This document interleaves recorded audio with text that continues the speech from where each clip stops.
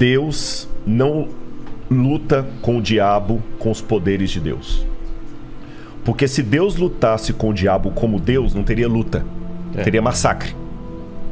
O próprio fato de ter um grande conflito entre o bem e o mal significa que Deus não luta com as armas de Deus. Ele luta com o caráter de Deus.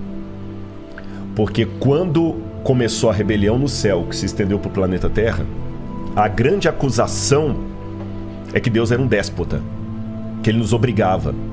E quando o diabo nos acusa, não é só acusar os nossos pecados, como muita gente pensa, não. Ele nos reclama para ele. E como no caso do livro de Jó, que ele falou o seguinte: Jó está te servindo porque o Senhor compra Jó, tira os bens dele, eu quero ver se você te segue. Deus deixou Jó sofrer para mostrar para o universo que Deus não obriga, Deus não é um ditador. E no final das contas, o bem vai vencer o mal, não com superpoderes de Deus, Marvel, mas sim com o caráter de Deus. Porque Jesus, por exemplo, venceu o mal quando ele estava mais fragilizado, na cruz do Calvário.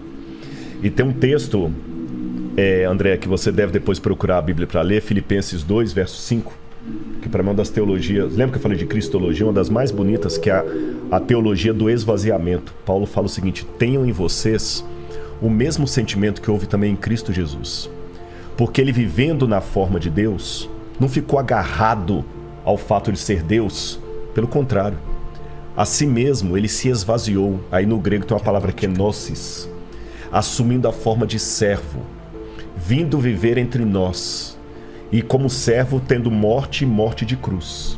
Aí o texto continua dizendo: por isso o Pai o exaltou sobremaneira, ele deu um nome que está acima de todo nome. Quando eu li isso a primeira vez, eu falei assim: peraí, parece que os testemunhos de Jeová tem um ponto aqui, porque se Jesus é Deus, por que o Pai tem que dar um nome para ele acima de todo nome se ele já tem?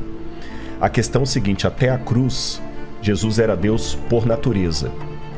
Mas com o que ele fez na cruz do Calvário, ele é Deus por natureza e por honra ao mérito. Ele é Deus e merece ser Deus. Se tivesse vaga para Deus no universo, o único ser capaz, moralmente, é Jesus.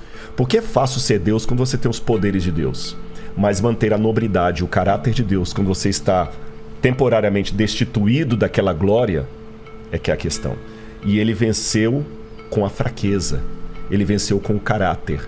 Ele não venceu o diabo jogando raiozinho. E aquele fogo de enxofre que vai vir consumir